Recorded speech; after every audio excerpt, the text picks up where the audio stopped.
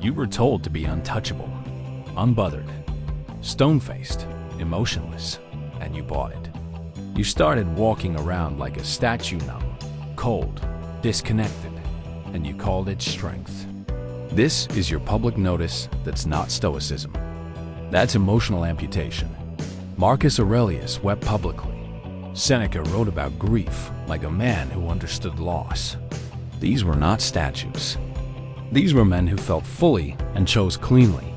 If your Stoicism made you feel nothing, you were sold a counterfeit. Let me dismantle what you were taught. The quote-dumper version of Stoicism, those Instagram graphics with Marcus Aurelius faces and the words, "Don't care what others think," that isn't philosophy.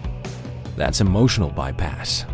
That's taking a nervous system that evolved to feel danger, connection, love, and saying no. You're dead now. Epictetus didn't teach suppression. He taught discrimination. Big difference. Suppression says, don't feel.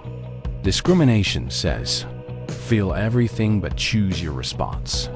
When you suppress, you don't eliminate the emotion. You trap it in your body. It comes out as anxiety attacks at 2 a.m. It comes out as numbness during the day. It comes out as inability to connect with anyone. That's not Stoic tranquility. That's nervous system collapse. Seneca wrote, "We suffer more often in imagination than in reality." The modern Stoic suffers in reality and calls it strength. That ends today. Here's what Stoicism 2.0 understands that your quote-dumper doesn't. Your nervous system doesn't care about your quotes. It cares about repetition, pattern, training. Marcus Aurelius didn't become Marcus Aurelius by reading his own journal entries one time. He wrote to himself every single day: repetition, reinforcement, rewiring. That's not intellectual exercise. That's neurological construction.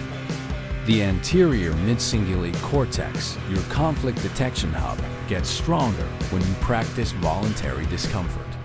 Not when you scroll past a quote and feel motivated for 12 seconds.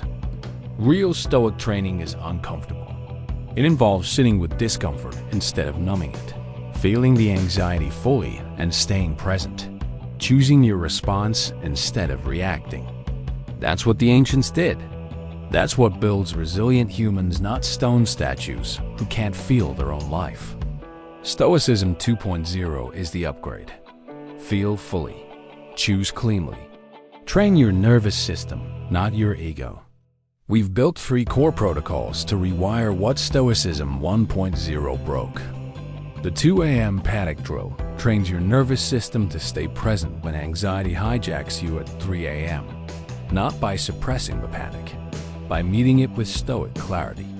The dopamine siege is your defense against algorithmic manipulation and the constant pull of distraction. Seneca understood this 2,000 years ago. He called it the tyranny of the crowd. We've updated it for the algorithm. These aren't affirmations. They're nervous system drills. But here's the thing. I'm not going to give them to you in this video. Why? Because the how requires structure, accountability, and repetition. That's what the Stoic quotient is built for. If you've been numb, it's not because Stoicism failed you.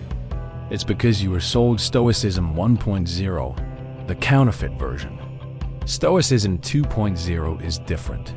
We don't kill the feeling. We train the response. Marcus Aurelius, Seneca, Epictetus, they all understood this. They felt deeply. They chose cleanly. And their nervous systems were built for it. You can rebuild yours too. Blueprints and protocols. When you're ready to stop being numb and start being resilient, reach out to the Stoic quotient. Say, I'm done with the counterfeit. I want Stoicism 2.0. We'll take it from there. Thanks being with the Stoic quotient, where ancient strength meets your modern life.